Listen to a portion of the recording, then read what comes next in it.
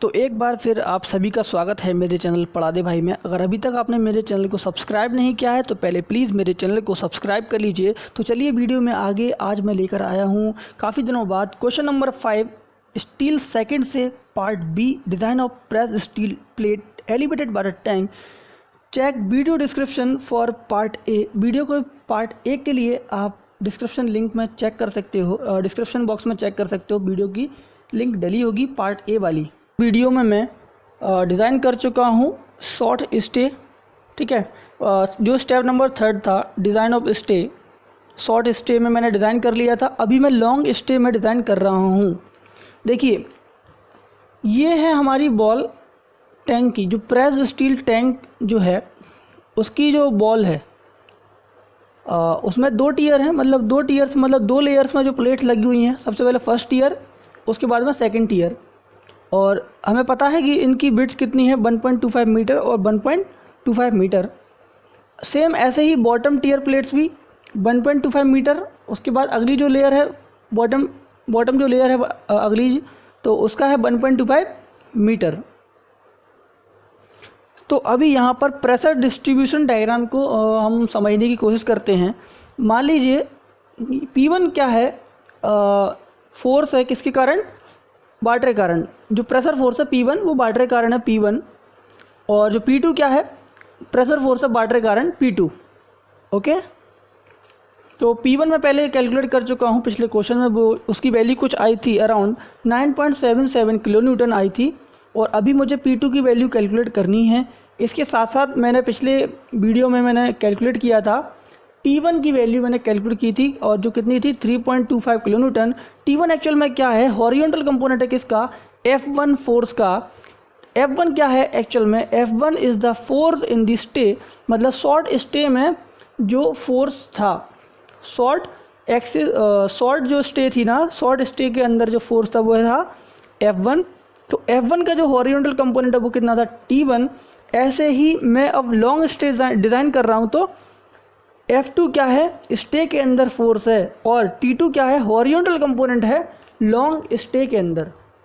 ठीक है, तो मैंने यहाँ पर लिख भी दिया है, let F2 be the force in the long stay, also T2 be the horizontal component of force in the long stay.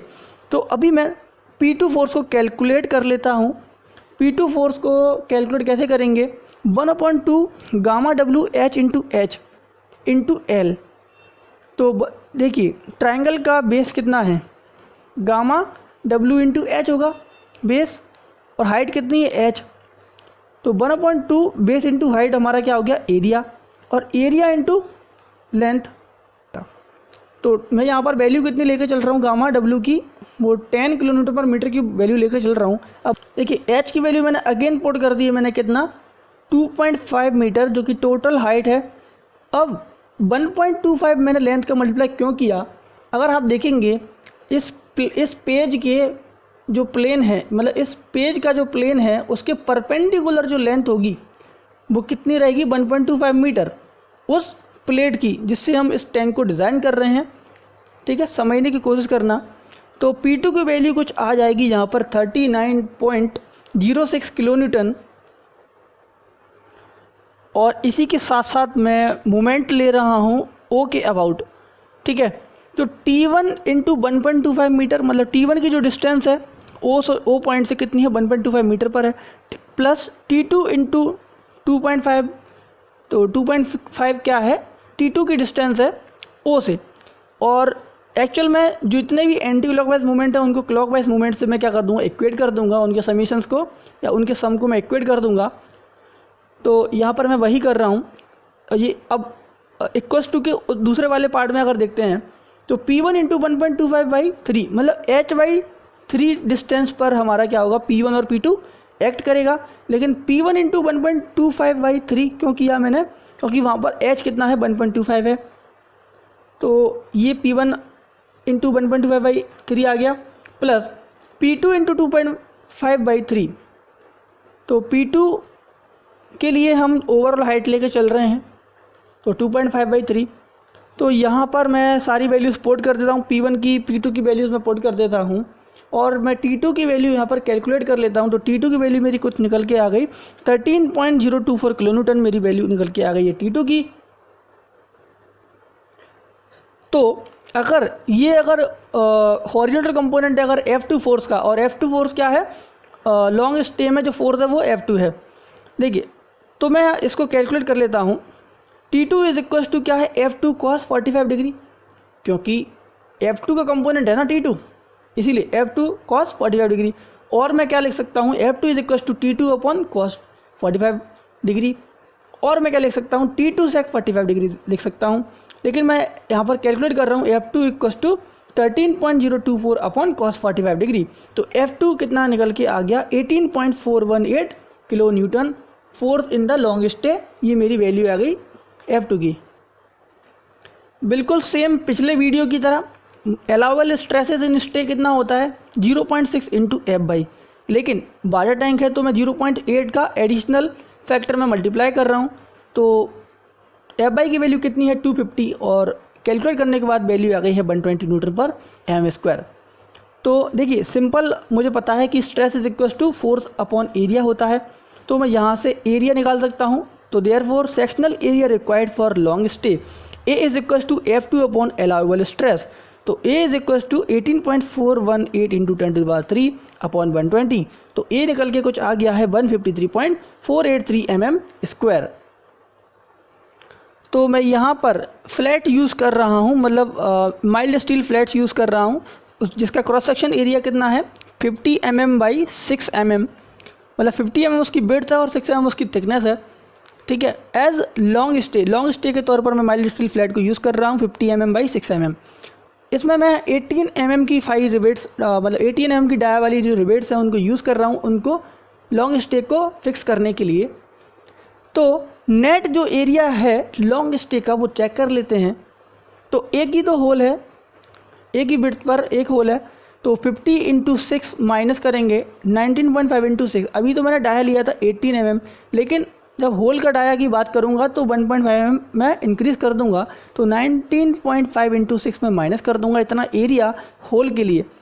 तो होल का एरिया डिडक्ट करने के बाद जो नेट एरिया मेरा बचेगा लॉन्ग स्टे के लिए, जो मैंने माइल्ड स्टील फ्लैट डाली है उसमें से, वो आ गया मेरा 183 mm²। और ये जो नेट एरिया है जो हमने प्रोवाइड किया है वो ज़्यादा है, 153.483 mm², जो कि रिक्वायर्ड था। तो मैं कह सकता हूँ कि हैंस ओके। अभी मैं बढ़ता हूँ आगे नेक्स्ट स्टेप की तरफ, जिसका नाम है डिज़ाइन ऑफ लॉन्गिट्यूडनल बीम्स। देखिए सभी लॉन्गिट्यूडनल बीम्स की जो लेंथ रहने वाली है वो कितनी रहने वाली है, 6.25 मीटर रहने वाली है, क्योंकि मैं जानता हूँ कि 1.25 मीटर की सभी प्लेट्स हैं और दोनों साइड में 5-5 प्लेट लगी हुई हैं।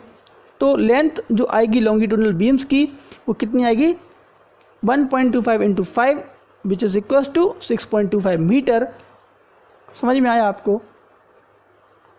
देखिए वेट ऑफ वाटर पर यूनिट लेंथ फॉर, देखिए मैं यूडीएल कैलकुलेट करना है मुझे, जो वाटर आएगा उसका यूडीएल कितना रहेगा अलग अलग बीम्स पर मैं कैलकुलेट कर लेता हूँ। तो वेट ऑफ वाटर पर unit length for L1 beam and L6 beam, मतलब ये जो दो बीम हैं इसके लिए जो वेट ऑफ वाटर होगा पर यूनिट लेंथ पर वो दोनों सेम रहेगा। और कैलकुलेट कैसे करेंगे, gamma W into 1.5/2 into 2.5 into 1, तो 10 हमारा गामा W की वैल्यू थी, और 1.25/2 इंटू 2.5 मीटर, तो वैल्यू कुछ आ गई है 15.62 किलो न्यूटन पर मीटर। ये आ गई यूडीएल की वैल्यू, वाटर के कारण ये यूडीएल आ रहा है L1 बीम पर और L6 बीम पर, ये दोनों के लिए सेम रहेगा।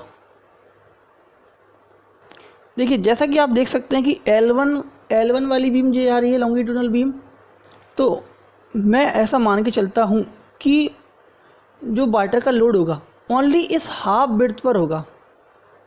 1.25 मीटर की जो हाफ विड्थ होगी ना, सिर्फ उतना ही लोड इस पर बीम पर आएगा। ठीक है, इसीलिए मैंने यहाँ पर जो बॉटम एरिया लिया है वो 1.25 मीटर इंटू 2.5 मीटर किया हुआ है, क्योंकि हाइट इसकी कितनी है 2.5 मीटर, और इसकी विड्थ मैंने कितनी ले ली 1.25 मीटर बाई हाफ, क्योंकि हाफ मतलब इस हाफ में लेना है, इधर इतना यूडीएल जो आएगा वो बाटर के कारण आएगा हाफ विड्थ का, ठीक है। और हाइट तो आपको पता ही है कि 2.5 मीटर्स की हाइट है, तो आसानी से मैं कैलकुलेट कर लूँगा दोनों L1 और L6 बीम के लिए कितना आ जाएगा, 15.62 किलोमीटर पर मीटर आ जाएगा।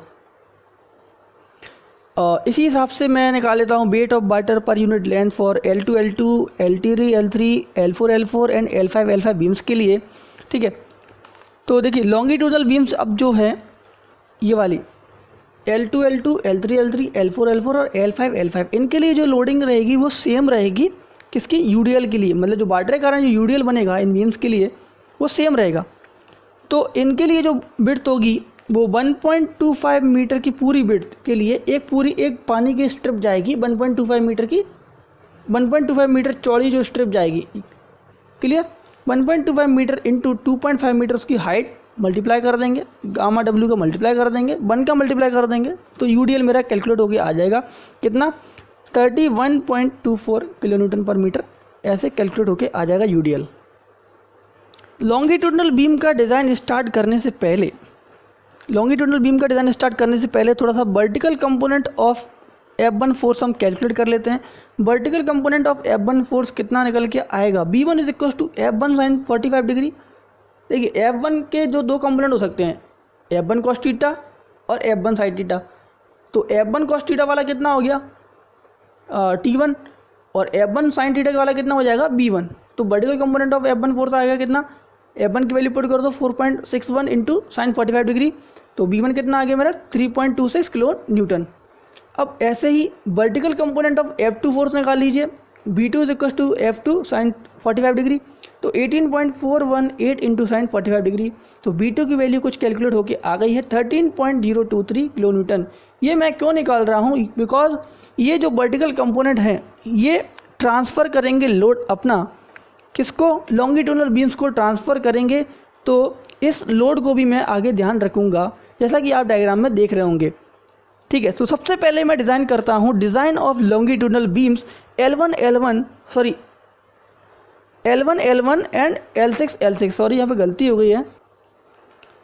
तो ये design of longitudinal beams L1 and L6 तो इनका जो डिज़ाइन होगा L1 का और L6 का जो डिज़ाइन होगा वो सेम होगा। मैं इनके लिए सेल्फ वेट एज्यूम कर रहा हूँ 1 किलो न्यूटन पर मीटर, इतना सेल्फ वेट मैं एज्यूम कर रहा हूँ। तो अगर मैं टोटल यूडीएल का अगर वेट अगर निकालूँ तो देखिए टोटल वेट पर यूनिट लेंथ कितना हो जाएगा 15.62 प्लस 1, क्योंकि L1 और L6 के लिए जो मेरा यूडीएल था वाटर के कारण वो कितना था 15.62 था। अभी सेल्फ वेट इसमें 1 किलो न्यूटन पर मीटर मैंने इसमें ऐड कर दिया, तो टोटल यूडीएल जो आ रहा है वो कितना आएगा 16.62 किलो न्यूटन पर मीटर इतना आ रहा है। तो हम डायग्राम देखते हैं बीम के ऊपर, लॉन्गिट्यूडनल बीम के ऊपर किस प्रकार से लोडिंग रहेगी।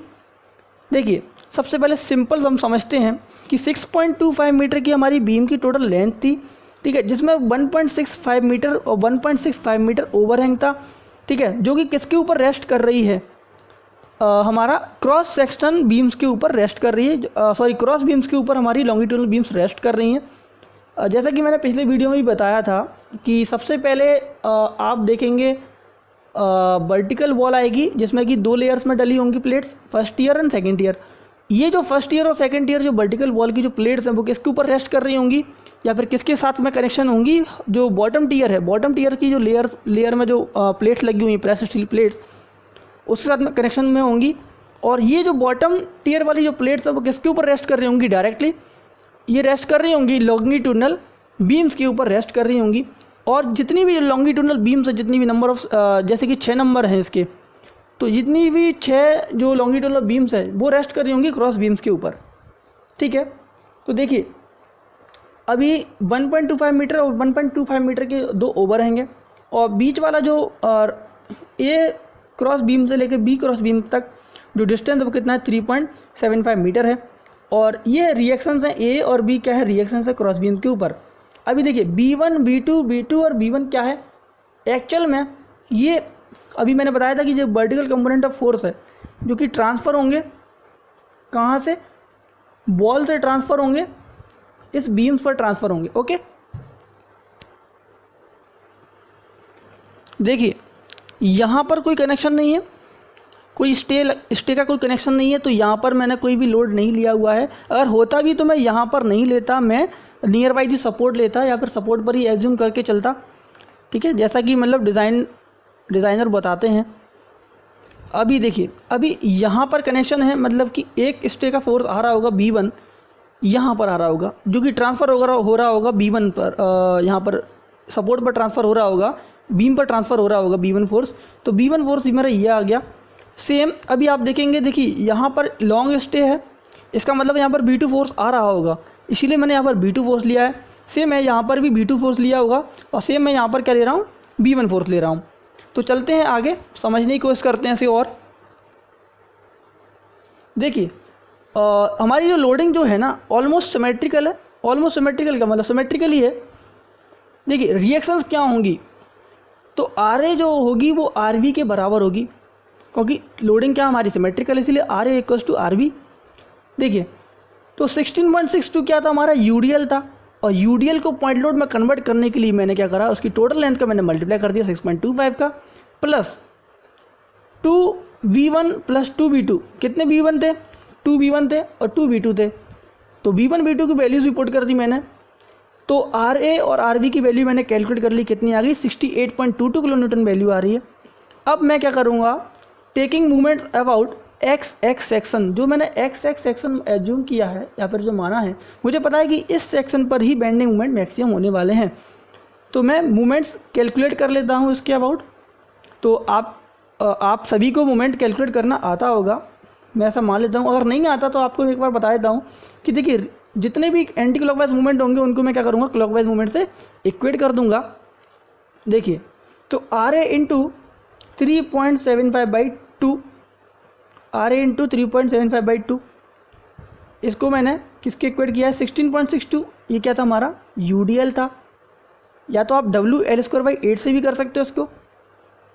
16.62 इंटू 6.25/2, मतलब इतनी आधी डिस्टेंस पर तो ये होगा। पहली बात तो 16.62 जो है 16.62 जो लोड है हमारा UDL जो है 6.625 की डिस्टेंस का हाफ पर एक्ट करेगा ये। ओके, ये एक्ट करेगा इतने पर। तो देखिए कितनी डिस्टेंस पर एक्ट करेगा ये, 6.25 बाई हाफ डिस्टेंस पर, मतलब जितनी भी टोटल लेंथ है। देखिए RA इंटू 3.75/2 हो जाएगा, इक्वल्स टू किसके, 16.62 इंटू 6.25/2 इंटू 6.25/4, आधे के भी आधे पर होगा, 6.25 मीटर के आधे के भी आधे पर ये पॉइंट लोड की डिस्टेंस होगी, plus B1 into 3.75/2 plus B2 into 1.25 plus MX। तो इस प्रकार से आप MX कैलकुलेट कर लेना सारी वैल्यूज पुट करके, तो ये कुछ निकल के आ गई 24.37 किलो न्यूटन मीटर। मैं जानता हूँ कि अलाउबल स्ट्रेसेस कितनी थी, 120 न्यूटन पर mm²। अगर नहीं आता तो आप देख लीजिए। मुझे निकालना है सेक्शन मॉडुलस रिक्वायर्ड। आप भी जानते हैं कि M/I इज इक्वल टू सिग्मा/बाई होता है, तो सेक्शन मॉडुलस आप निकाल सकते हैं। रिक्वायर्ड हमें कितना है, mx/सिग्मा। mx की वैल्यू अभी मैंने कैलकुलेट की, तो मैंने उसको पुट कर दिया 24.37 इंटू 10⁻⁶ न्यूटन एम मैंने कन्वर्ट कर लिया, और सिग्मा की वैल्यू 120 न्यूटन पर mm² मैंने पुट कर दी है। तो 203,104.167 mm³ वैल्यू आ गई है। तो इसको मैं सेंटीमीटर क्यूब में लिख लेता हूँ, तो 203.104 सेंटीमीटर क्यूब। अब मुझे क्या करना है, इतने सेक्शन मॉडुलस का कोई बीम मुझे प्रोवाइड करना है स्टील टेबल्स की हेल्प से। तो मैंने स्टील टेबल की हेल्प से ISLB 225 @0.23 किलो न्यूटन पर मीटर मैंने प्रोवाइड किया है लॉन्गिट्यूडनल बीम के तौर पर, जो कि L1 है, और L6 के तौर पर आप प्रोवाइड कर सकते हैं। तो ISLB 225 का जो सेक्शन मॉडुलस जो प्रोवाइडेड है वो कितना है, 222.4 सेंटीमीटर क्यूब, जो कि रिक्वायरमेंट जितनी थी उससे ज़्यादा है। जेड सेक्शन मॉडुलस जो रिक्वायर्ड था 203.104, उससे हमारा ज़्यादा है प्रोवाइडेड वाला। तो मैं कह सकता हूँ कि हमारा डिज़ाइन ओके है। देखिए सेम आप ऐसे ही design of longitudinal beams L2 L2 and L5 आप कर सकते हैं। मैं यहाँ पर सेल्फ वेट कितना ले रहा हूँ, 2 किलोन्यूटन पर मीटर ले रहा हूँ।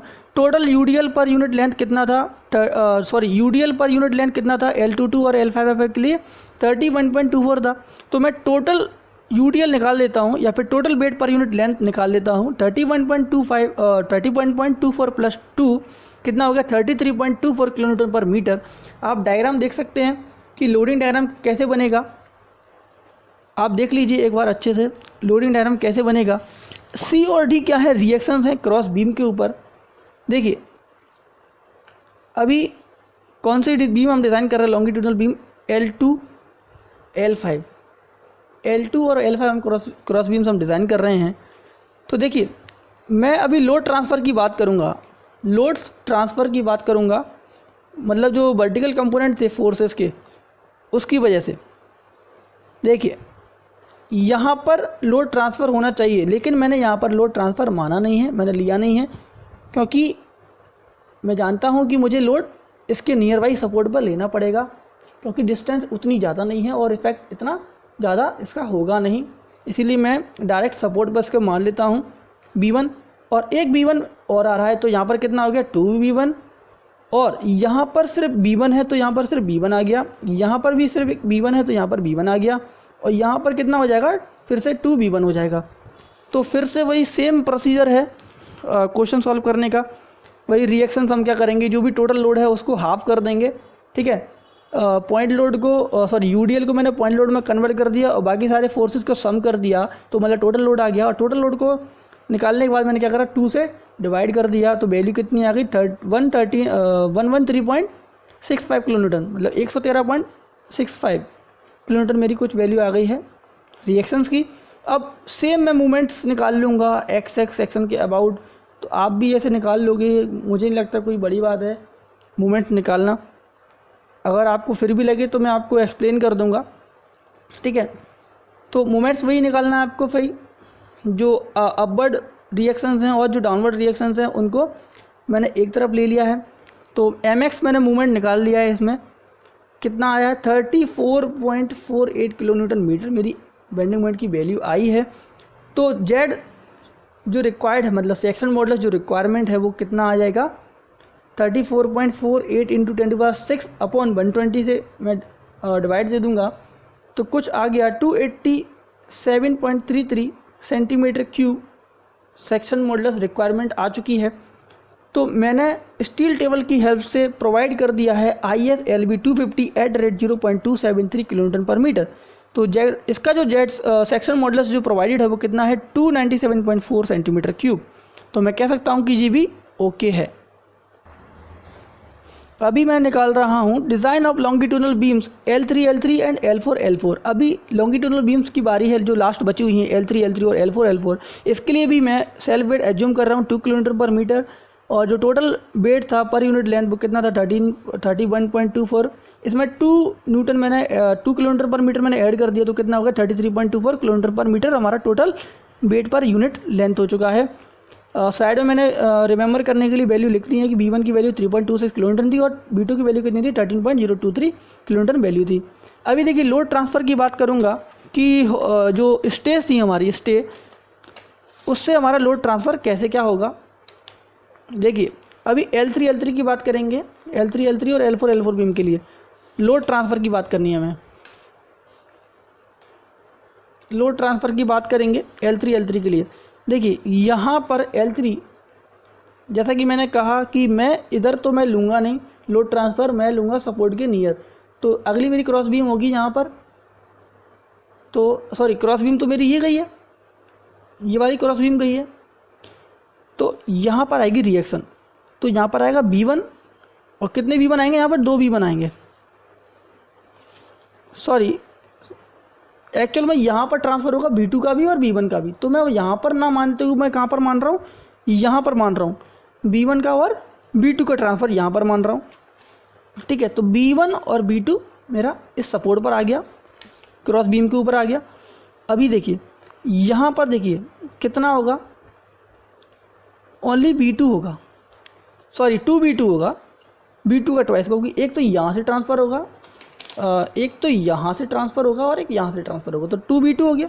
सेम यहाँ भी 2v2 हो जाएगा और फिर यहाँ पर कितना हो जाएगा, b1 और b2 दोनों हो जाएगा फिर से सेम उसी प्रोसेस से। तो देखिए डायग्राम आप समझ लीजिए, सारी मैंने बहुत शॉर्ट में सारी वैल्यूज़ मैंने कैलकुलेट कर दी हैं।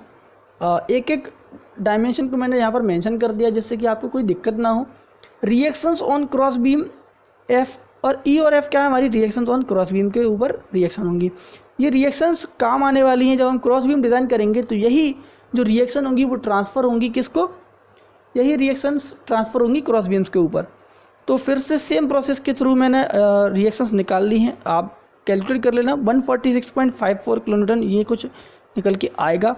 Taking moments about x x section, moments मुझे निकालना है एक्स एक्स सेक्शन के अबाउट। तो मैं सेम प्रोसेस या फिर प्रोसीजर के अकॉर्डिंग मैंने एम एक्स की वैल्यू निकाल ली है 49.37 किलोन्यूटन मीटर, 49.37 किलोमीटर पर मीटर। फिर से मैंने रिक्वायर्ड सेक्शन मॉडुलस की वैल्यू निकाल ली है, वो कुछ कितनी आ रही है 411.416 किलोन्यूटन सेंटीमीटर क्यूब। तो फिर से स्टील टेबल की हेल्प से मैंने क्या कर दिया, प्रोवाइड कर दिया ISLB 300 @ 0.369 किलोन्यूटन पर metre as longitudinal beam L33 and L44। L33 और L44 बीम के तौर पर ISLB 300 मैंने प्रोवाइड कर दिया है, जिसका सेक्शन मॉडुलस जो है वो कितना है 488.9 सेंटीमीटर क्यूब। तो मैं कह सकता हूँ कि ये ओके है। तो लास्ट स्टेप की तरफ बढ़ते हैं इस क्वेश्चन की, जिसका नाम है डिज़ाइन ऑफ क्रॉस बीम्स। तो पिछले वीडियो में मुझसे एक गलती हो गई थी, उसको मैं सुधारने की जा रहा हूँ। वो क्या गलती हो गई थी, क्योंकि जैसा कि मैंने बताया था जितनी भी जो लॉन्गिट्यूडनल बीम्स हैं L1, L2, L3, L4, L5, L6 वो किसके ऊपर रेस्ट करेंगी, C1 पर और C2 पर रेस्ट करेंगी। मैंने आपको शायद बता दिया होगा कि ये भी गई है और ये भी गई है, तो ये वाली नहीं होंगी, ओनली ये जो आपको दिख रही है जो ब्लू लाइन, ओनली ये 2 क्रॉस बीम्स होंगी। तो इसके लिए मैं डिज़ाइन करूँगा, देखिए तो C1 और C2 जो हमारी जो क्रॉस बीम्स होंगे उनके डिज़ाइन दोनों के सेम होंगे। मैं सेल्फ वेट एज्यूम कर रहा हूँ कितना 3 किलोमीटर पर मीटर। देखिए जितनी भी रिएक्शंस आ रही थी, मतलब जितना भी लॉन्गिट्यूडनल बीम्स की जो रिएक्शन आ रही है वो किस पर आ रही थी, हमारी रिएक्शंस किस के ऊपर आ रही थी, क्रॉस बीम्स के ऊपर आ रही थी। तो देखिए मैं समझ लेता हूँ थोड़ा सा। देखिए मान लीजिए ये ब्लू वाली कौन सी है, हमारी क्रॉस बीम है। तो यहाँ पर आएगी हमारी कौन सी, L1 के कारण आ रही होगी रिएक्शन, यहाँ पर L2 के कारण, यहाँ पर L3 के कारण, यहाँ पर L4, यहाँ पर L5, यहाँ पर L6 के कारण। लेकिन मैं यहाँ पर L1 की जो रिएक्शन है वो मैं क्या मानूंगा, सपोर्ट के नियर मानूंगा। तो आप देख सकते हैं कि जो रिएक्शन ट्रांसफ़र है सपोर्ट के ऊपर कितना है, L1 भी है और L2 भी है। सेम यहाँ पर L5 के कारण भी है और L6 के रिएक्शन के कारण भी है। अब यहाँ पर L3 और L4, L3 की रिएक्शन और L4 की रिएक्शन ये ट्रांसफ़र होगी किसको, क्रॉस बीम के ऊपर। ओके, तो यहाँ पर थोड़ा सा ध्यान से देखना। तो सेम बिल्कुल प्रोसीजर होगा। मैंने देखिए रिएक्शंस भी लिख दी हैं कि 68.22 किलोन्यूटन रहेगी, 113.65 किलोमीटर रहेगी। मतलब ये L1 के कारण थी, ये L2 के कारण थी। L3 के कारण कितनी रिएक्शन थी 146.54, L4 के कारण 146.54, L6 के कारण 68.22, L5 के कारण 133.65 किलोमीटर। ठीक है, डायमेंशन आप चेक कर लेना, 125 मीटर, 1.25 मीटर, फिर से वही हो जाएगा। देखिए इसकी जो डिस्टेंस है एक्स एक्स सेक्शन से वो कितना है 1.25 मीटर। इसकी जो सेंटर की जो डिस्टेंस होगी वो कितनी है 3.75 मीटर। तो ये हमारा 3.75 मीटर था जैसे कि हम पहले भी देख रहे थे। और ये हमारा कितना हो जाएगा, सेंटर से लेकर सपोर्ट की डिस्टेंस 1.875 मीटर। तो बिल्कुल सेम तरीके से हम पहले जैसे निकाल रहे थे बेंडिंग मूवमेंट और रिएक्शंस, सेम उसी प्रोसेस से हम ये भी निकालेंगे क्रॉस बीम्स के लिए। तो देखिए रिएक्शन हम निकाल लेते हैं, RG = RH। तो वही टोटल लोड को हम डिवाइड कर देंगे 2 से, बिकॉज लोडिंग हमारी कैसी है, फिर से सिमेट्रिकल लोडिंग है, इसीलिए हम कर सकते हैं ऐसा।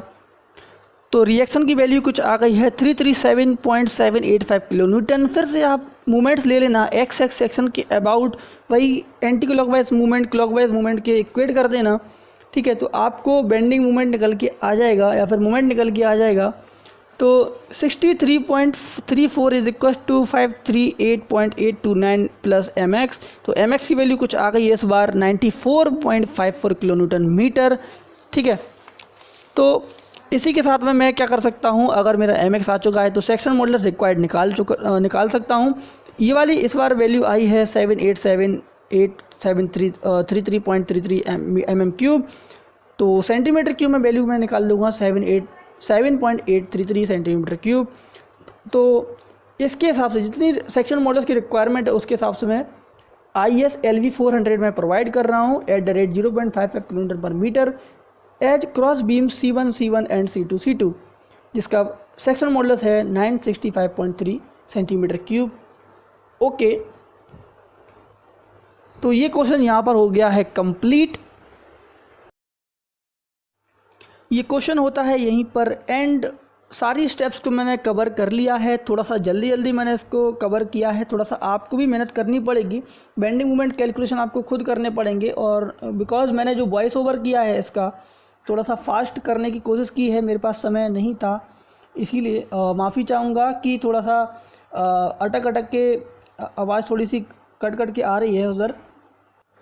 और फिर भी अगर आपको ये वीडियो अगर समझ में आ चुका है तो इस वीडियो को अपने दोस्तों के साथ में ज़्यादा से ज़्यादा शेयर कीजिए और इस वीडियो को लाइक कीजिए, कमेंट्स कीजिए अगर कोई डाउट अगर रह गया है, और ज्वाइन करें हमारे टेलीग्राम चैनल को जो सेम नाम से है हमारे जिस चैनल यूट्यूब चैनल का जो नाम है पढ़ा दे भाई, उसी नाम से हमारा टेलीग्राम पर चैनल है पढ़ा दे भाई के नाम से। तो आप उसको भी ज्वाइन कर सकते हैं, वहाँ भी अपने डाउट्स पूछ सकते हैं और अब हमें रिकमेंड कर सकते हैं कि आपको किस टॉपिक पर सिविल इंजीनियरिंग से रिलेटेड आपको वीडियो चाहिए या फिर किस न्यूमेरिकल के ऊपर आपको वीडियो चाहिए, तो मैं आपको एक सेपरेट वीडियो लेक्चर प्रोवाइड कर दूँगा। तो thanks for watching this video.